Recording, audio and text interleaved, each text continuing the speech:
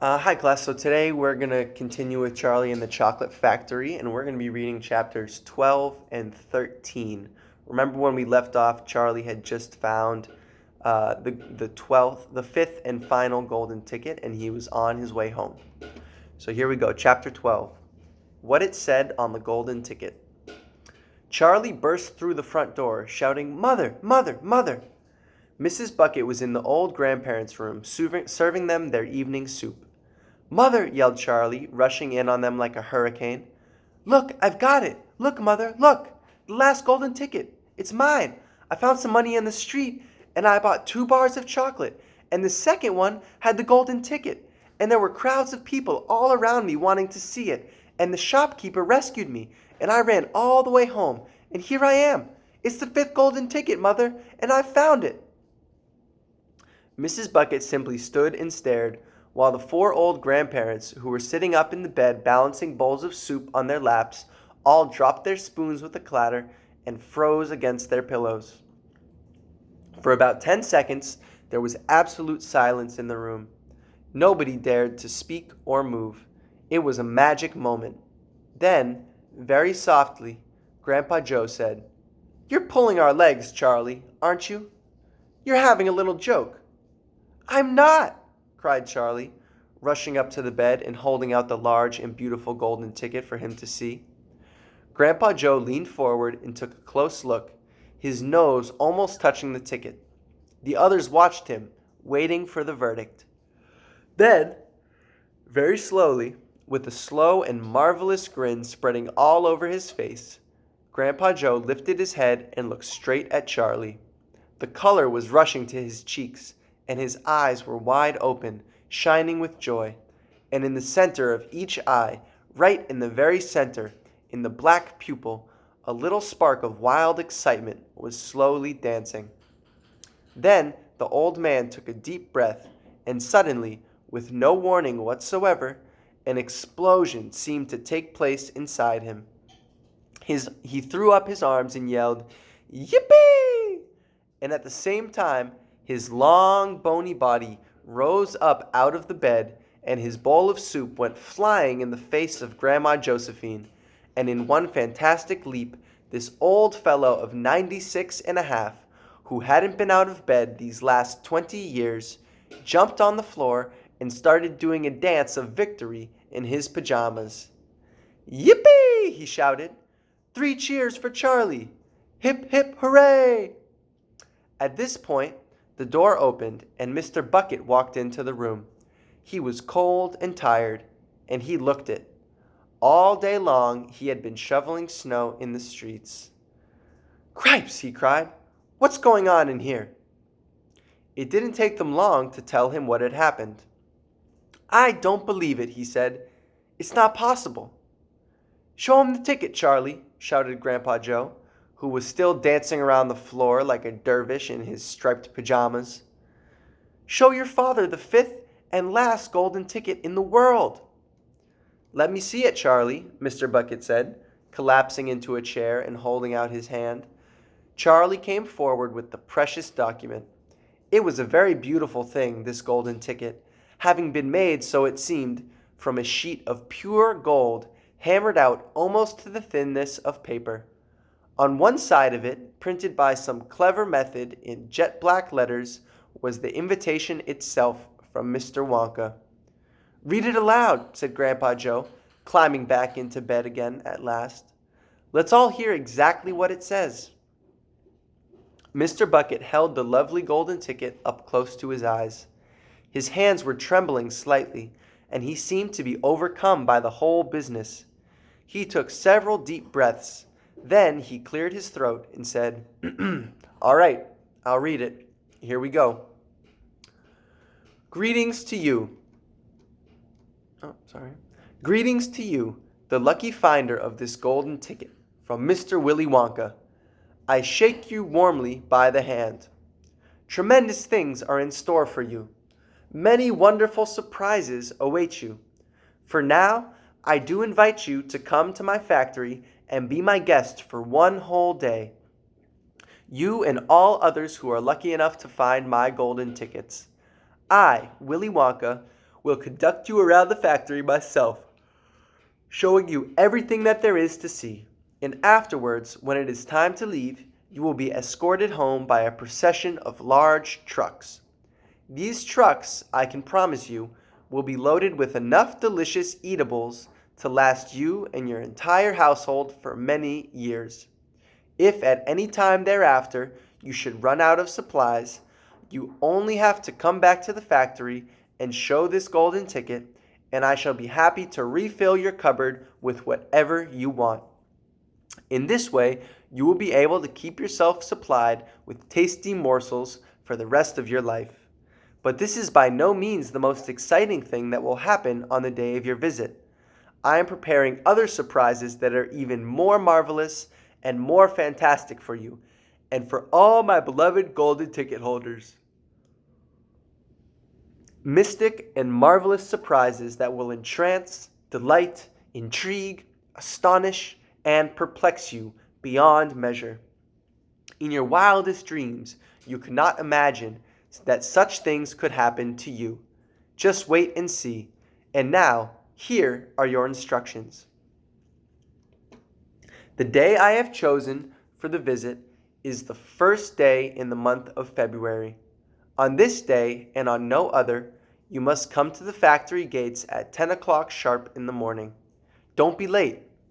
And you are allowed to bring with you either one or two members of your own family to look after you and to ensure that you don't get into mischief.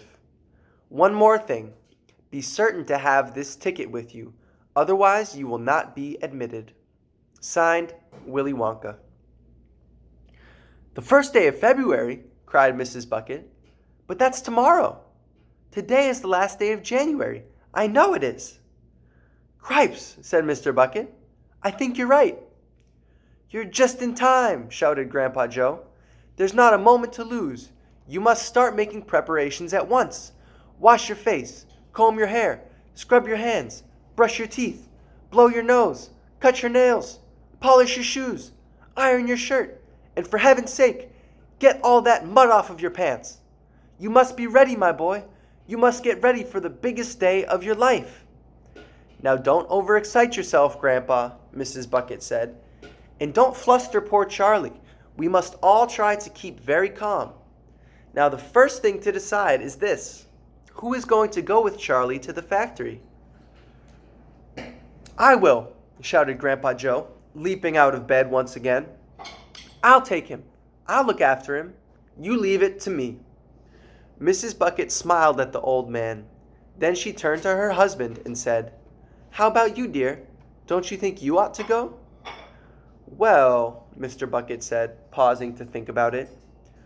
No, I'm not sure that I should. But you must. There's no must about it, my dear, Mr. Bucket said gently. Mind you, I'd love to go. It'll be tremendously exciting. But on the other hand, I believe that the person who really deserves to go most of all is Grandpa Joe himself. He seems to know more about it than we do, provided, of course, that he feels well enough. Yippee! Shouted Grandpa Joe, seizing Charlie by the hands and dancing round the room. He certainly seems well enough, Mrs. Bucket said, laughing. Yes, perhaps you're right after all. Perhaps Grandpa Joe should be the one to go with him. I certainly can't go myself and leave the other three old people all alone in bed for a whole day. Hallelujah! Yelled Grandpa Joe. Praise the Lord! At that moment there came a loud knock on the front door. Mr. Bucket went to open it, and the next moment swarms of newspapermen and photographers were pouring into the house. They had tracked down the finder of the 5th golden ticket, and now they all wanted to get the full story for the front pages of the morning papers.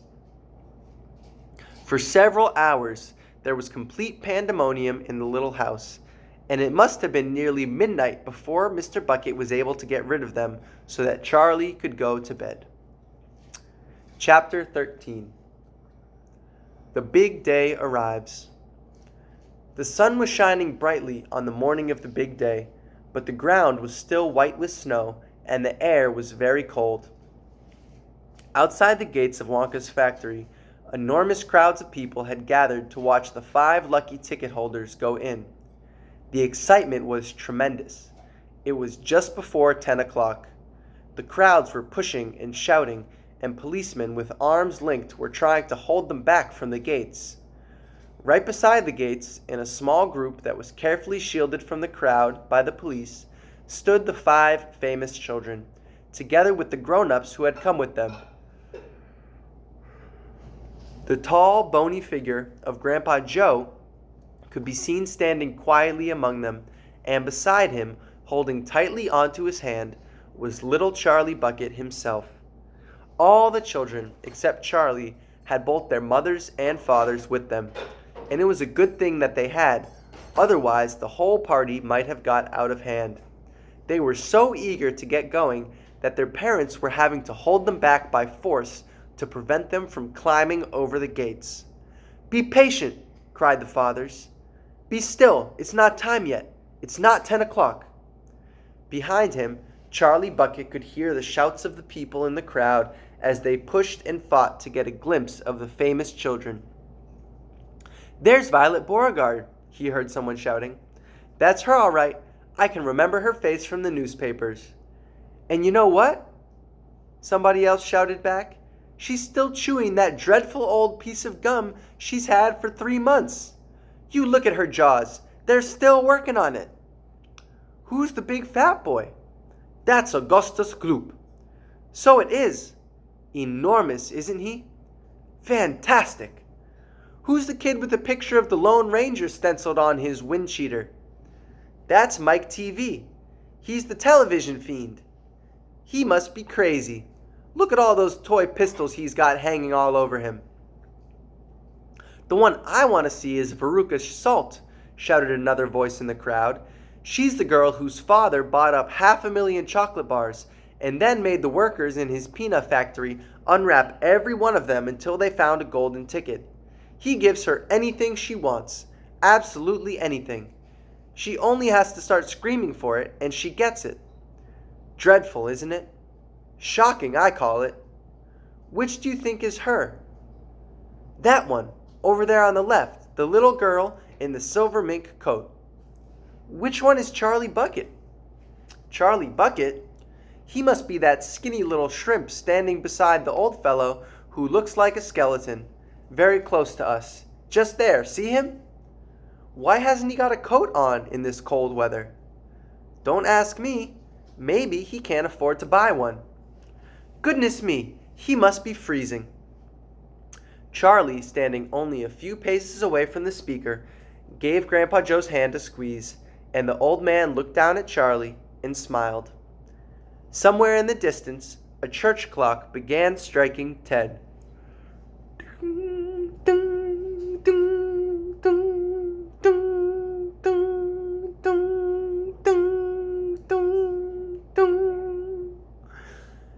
Very slowly, with a loud creaking of rusty hinges, the great iron gates of the factory began to swing open. The crowd became suddenly silent. The children stopped jumping about. All eyes were fixed upon the gate. "There he is!" somebody shouted. "That's him!" And so it was.